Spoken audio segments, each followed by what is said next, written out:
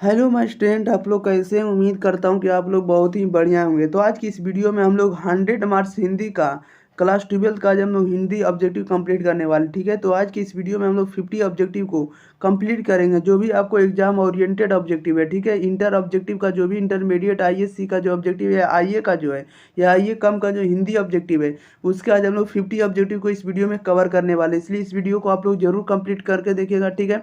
और आप लोग वीडियो को हमेशा स्लो मोशन में देखिए, ताकि आपको सारे के सारे ऑब्जेक्टिव याद हो जाए। भगा भगा का मत देखिएगा, ताकि आपको याद होने से मिस हो जाए, ठीक है।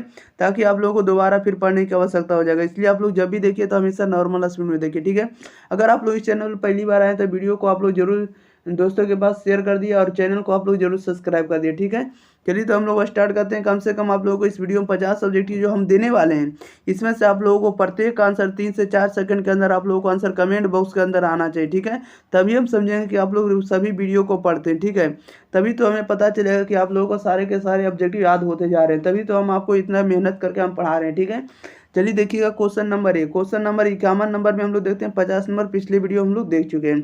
51 नंबर में कह रहा है कि बादल घिरे और मयूर नाचने लगे, कौन वाक्य बताइएगा। बादल घिरे और मयूर नाचने लगे, कौन सा वाक्य है? तो ये जो वाक्य है आपका संयुक्त संयुक्त वाक्य है। कौन सा वाक्य है? संयुक्त वाक्य। ऑप्शन नंबर सीधा राइट आंसर हो जाएगा। बादल घिरे और मयूर नाचने लगे, कौन सा वाक्य है? तो संयुक्त वाक्य। ऑप्शन नंबर सीधा राइट आंसर हो जाएगा। 52 में कह रहा है कि गा का उच्चारण स्थान क्या है? बताइएगा। गा का उच्चारण स्थान क्या होने वाला? तो गा का उच्चारण स्थान कंठ होगा। ऑप्शन नंबर सीधा राइट आंसर हो जाएगा। 53 में कह रहा है कि चा का उच्चारण स्थान क्या बताइएगा। चा का उच्चारण स्थान क्या होगा? तो चा का उच्चारण स्थान तालु होगा। ऑप्शन नंबर होगा इसका ए इधर राइट आंसर हो जाएगा। याद रखिएगा क्या होगा? ए राइट आंसर हो जाएगा। चा का उच्चारण स्थान क्या होगा? तालु होगा, याद रखिएगा। बढ़ते हैं क्वेश्चन नंबर हम लोग सीधे 54 नंबर में। 54 नंबर में कह रहा है कि फा का उच्चारण स्थान क्या है? बताइएगा। फा का उच्चारण स्थान क्या? तो फा का उच्चारण स्थान ओष्ठ होगा। क्या होगा? ओठ होगा। ऑप्शन नंबर ए इधर राइट आंसर हो जाएगा, ओष्ठ। 55 में कह रहा है कि ग्रुप ग्रुप देश शब्द का संधि विच्छेद क्या होगा? बताइएगा। ग्रुप देश का संधि विच्छेद क्या होने वाला है? तो ग्रुप देश का संधि विच्छेद होगा गुरु प्लस उपदेश। ऑप्शन नंबर सीधा राइट आंसर हो जाएगा। 56 में कह रहा है कि हताहत हताहत शब्द का संधि विच्छेद क्या होगा? बताइएगा। हताहत शब्द का संधि विच्छेद क्या होने वाला है? तो इसका संधि विच्छेद होगा हत प्लस आहत। हत प्लस आहत होगा। ऑप्शन नंबर सीधा राइट आंसर हो जाएगा। बढ़ते हैं क्वेश्चन नंबर हम लोग सीधे 57 नंबर में। देखिएगा 57 में क्या कर 57 में कर नकलची शब्द में प्रत्यय क्या है? बताइएगा। नकलची शब्द में प्रत्यय क्या लगा होता है? नकलची में आपको नकलची में क्या प्रत्यय लगा हुआ? आपको ची लगा हुआ। ऑप्शन नंबर सी ए इधर राइट आंसर हो जाएगा। 58 में करा निम्न में से शुद्ध शब्द कौन है? बताइएगा। निम्न में से शुद्ध शब्द कौन है? तो शुद्ध शब्द आपका वाल्मीकि लिखा हुआ है। ऑप्शन नंबर ए इधर राइट आंसर हो जाएगा। 59 में कह रहा नायक शब्द का स्त्रीलिंग रूप क्या होगा? नायक का स्त्रीलिंग बताना, तो नायक का नायिका होगा। ऑप्शन नंबर इधर राइट आंसर हो जाएगा। ओके, बढ़ते हैं क्वेश्चन नंबर हम लोग 60 नंबर में। देखिएगा 60 नंबर में क्या कर रहा है। आप लोगों को सारे के सारे ऑब्जेक्टिव देखते चलना, ठीक है, ताकि आपको दोबारा पढ़ने की आवश्यकता ना पड़े। ऐसा ना हो कि दोबारा आप लोग ऑब्जेक्टिव देखिए नहीं और बढ़िया से फिर दोबारा आप लोगों को देखने की आवश्यकता पड़ जाए, ठीक है। क्वेश्चन नंबर देखिए 60 में कह रहा बोधा सिंह के पिता का नाम क्या था? बताइएगा। बोधा सिंह के पिता का नाम क्या था? तो बोधा सिंह के पिता का नाम जो था हजारा सिंह था। ऑप्शन नंबर सीधा राइट आंसर हो जाएगा, हजारा सिंह, ठीक है।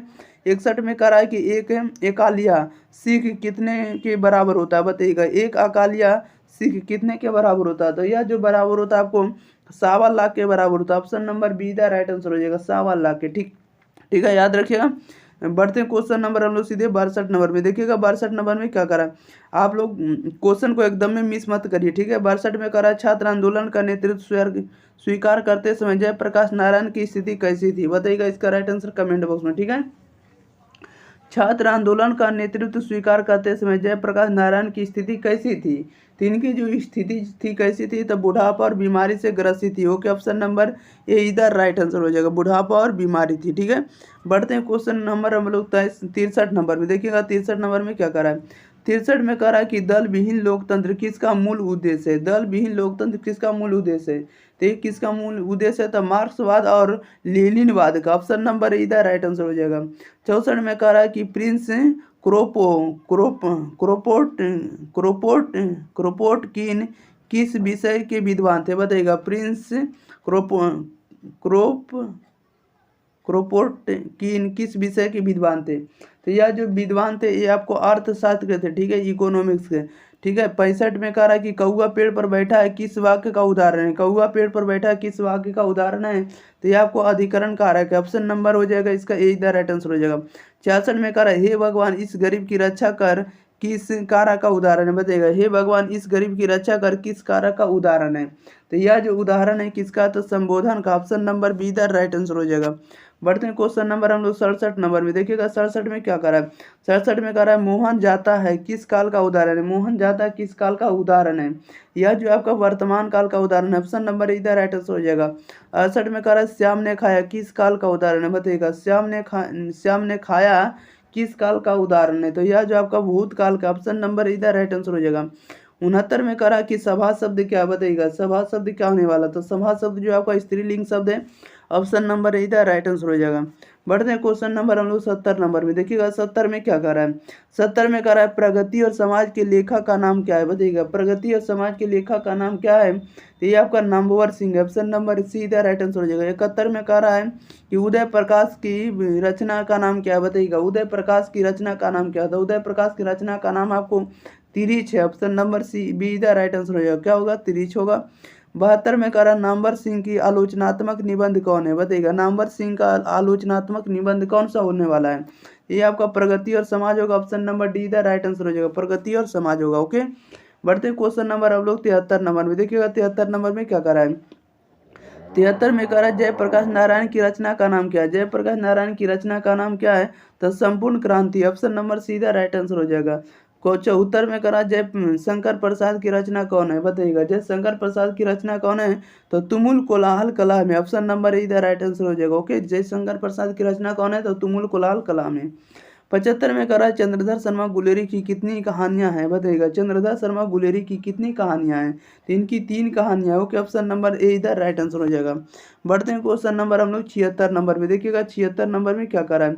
76 नंबर में कह रहा है कि बालकृष्ण भट्ट किस काल के रचनाकार हैं? बताइएगा, बालकृष्ण भट्ट किस काल के रचनाकार हैं? तो ये जो आपको हैं किस काल के हैं? तो भारतेंद्र युग के, ऑप्शन नंबर इधर राइट आंसर हो जाएगा। 77 में कह रहा है बातचीत के जरिए भाप बनकर क्या बाहर निकल जाता है? बताइएगा, बातचीत के जरिए भाप बनकर क्या बाहर निकल जाता है? इसका राइट आंसर आप लोग बताइएगा क्या होगा? बातचीत के जरिए भाप बनकर क्या बाहर निकल जाता है? तो ये क्या निकल जाता है?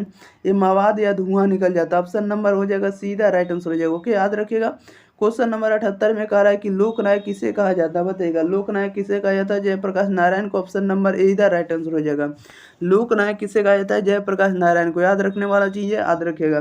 क्वेश्चन नंबर हम लोग बढ़ते हैं 79 नंबर की। ठीक है, 79 नंबर में देखिएगा क्या करा है?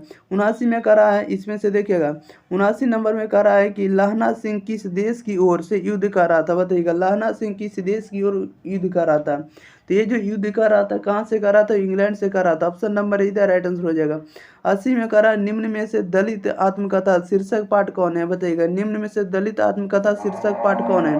तो दलित चैप्टर कौन सा होने वाला? तो जूठन है, ऑप्शन नंबर बी इधर राइट आंसर हो जाएगा। 81 में कह रहा उसने कहा था शीर्षक कहानी में किस शहर का चित्रण है? बताइएगा, उसने कहा था शीर्षक कहानी में किस शहर का चित्रण है? तो अमृतसर का नाम आया। ओके, ऑप्शन नंबर सीधा राइट आंसर हो जाएगा, अमृतसर हो जाएगा। 82 में कह रहा है कि कुड़माई का अर्थ क्या होता है? बताइएगा, कुड़माई का अर्थ क्या होने वाला है? तो कुड़माई का जो अर्थ होगा वो क्या होगा? तो कुड़माई का अर्थ जो होगा मंगनी होगा। क्या होगा? मंगनी होगा, ऑप्शन नंबर बी इधर राइट आंसर हो जाएगा। बढ़ते हैं क्वेश्चन नंबर हम लोग 83 नंबर में। देखिएगा 83 नंबर में क्या करा है?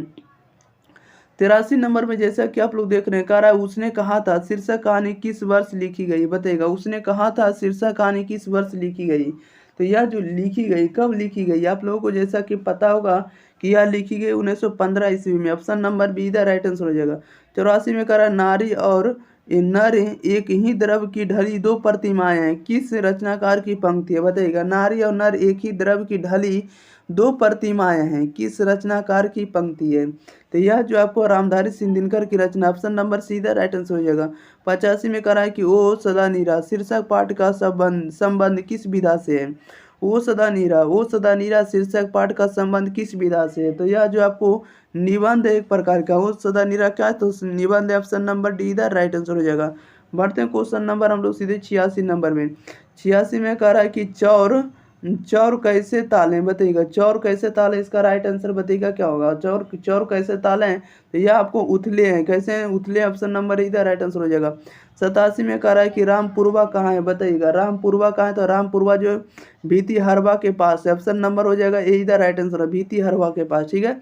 88 में कह रहा है गंडक नदी का जल सदियों से कैसा रहा है बताइएगा, गंडक नदी का जल, गंडक नदी का जल सदियों से कैसा रहा है, तो यह जो रहा है आपको कैसा रहा, तो चंचल रहा, ऑप्शन नंबर इधर राइट आंसर हो जाएगा। याद रखिएगा, थोड़ा स्पीड पढ़ने में कभी कभी गलती भी पड़ जाते हैं, इसलिए उसके लिए हम माफ़ी चाहते हैं, ओके। क्वेश्चन नंबर 89 में कह रहा है कि सिपाही की मां निम्नांकित में से कौन है बताइएगा, सिपाही की मां निम्नांकित में से कौन है, तो सिपाही की मां निम्नांकित में से कौन है, तो बिस्नी है, ऑप्शन नंबर इधर राइट आंसर हो जाएगा। 90 में कह रहा है कि जल शब्द क्या है बताइएगा, जल शब्द क्या होने वाला है, तो जल शब्द आपका पुल्लिंग शब्द है, ऑप्शन नंबर इधर राइट आंसर हो जाएगा। 91 में कह रहा है देवता शब्द क्या है बताइएगा, देवता शब्द क्या था, देवता जो आपका पुल्लिंग शब्द है, ऑप्शन नंबर इधर राइट आंसर हो जाएगा। 92 में कह रहा कि श्रद्धा शब्द का विलोम शब्द क्या होगा बताइएगा, श्रद्धा शब्द का विलोम क्या होगा, तो श्रद्धा का आपको घिरना होगा, क्या होगा, घिरना होगा, ऑप्शन नंबर बी इधर राइट आंसर हो जाएगा। क्वेश्चन नंबर हम लोग बढ़ते हैं 93 नंबर में कह रहा है कि वार्तालाप शब्द का संधि विच्छेद क्या है, वार्तालाप शब्द का संधि विच्छेद क्या होने वाला था, वार्तालाप का संधि विच्छेद होगा वार्ता प्लस आलाप होगा, क्या होगा, वार्ता प्लस आलाप। 94 में कह रहा है कि सरदरानी शब्द का संधि विच्छेद क्या बताएगा, सरदरानी शब्द का संधि विच्छेद क्या होने वाला है, तो इसका संधि विच्छेद होगा सत जुड़ वाणी, ऑप्शन नंबर होगा ये इधर राइट आंसर हो जाएगा। 95 में कह रहा है नयन शब्द का संधि विच्छेद क्या, नयन शब्द का संधि विच्छेद, नयन शब्द का संधि विच्छेद होगा नयन शब्द का आप लोगों को संधि विच्छेद बताना, ठीक है। तो नयन शब्द का संधि विच्छेद होगा ने प्लस अन होगा, क्या होगा, ने प्लस अन होगा, ऑप्शन नंबर ए बी इधर राइट आंसर हो जाएगा, ठीक है, याद रखिएगा। बढ़ते हैं क्वेश्चन नंबर हम लोग सीधे 96 नंबर, देखिएगा 96 नंबर में क्या करा है। 96 नंबर में कह रहा है कि करुणा शब्द का विशेषण क्या होगा बताइएगा, करुणा शब्द का विशेषण क्या होने वाला था, करुणा शब्द का विशेषण होगा कारुणिक, ऑप्शन नंबर ए इधर राइट आंसर हो जाएगा। 97 में कह रहा है कि जड़ शब्द का विलोम क्या होगा, जड़ शब्द का विलोम क्या होने वाला, तो जड़ का विलोम होगा चेतन, ऑप्शन नंबर बी इधर राइट आंसर हो जाएगा। 98 में कह रहा है कि खंडन शब्द का विलोम क्या होगा, खंडन का विलोम क्या होगा, तो खंडन का विलोम मंडन होगा, ऑप्शन नंबर सीधा राइट आंसर हो जाएगा। 99 नंबर में देखिएगा क्या कह रहा है, ठीक है, 99 और 100। 99 नंबर में कह रहा है कि दया शब्द कौन सी संज्ञा बताइएगा, दया जो है कौन सी संज्ञा, तो दया आप लोगों को पता होगा कि भाववाचक संज्ञा, ऑप्शन नंबर हो जाएगा सीधा राइट आंसर हो जाएगा। 100 नंबर में कह रहा है कि कवि श्रेष्ठ कौन सा समास है बताइएगा, कवि श्रेष्ठ कौन सी समास है, तो कवि श्रेष्ठ जो आपका तत्पुरुष समास है, ऑप्शन नंबर इधर राइट आंसर हो जाएगा। कवि श्रेष्ठ कैसे समास है, तो तत्पुरुष समास है, ऑप्शन नंबर इधर राइट आंसर हो जाएगा, ठीक है। चलिए, तो इस वीडियो में हम लोग 50 की 50 ऑब्जेक्टिव आप लोगों को कंप्लीट कर दिए, ठीक है। तो आप लोगों को पता होगा कि इस वीडियो को आप लोगों को शेयर करना, इस चैनल को एग्जाम प्री चैनल को सब्सक्राइब करना, दोस्तों के पास वीडियो को पहुंचाना, वीडियो को लाइक जरूर करना, कमेंट बॉक्स में जरूर बताना कि हमारे वीडियो आपको कैसे लगते हैं, ठीक है। आप लोग यह भी बताइए कि 50 सब्जेक्टिव में आप लोग कितने राइट किए, ठीक है। चलिए, तो हम लोग मिलते हैं अगली वीडियो के साथ, तब तक लिए thank you for watching this video, धन्यवाद।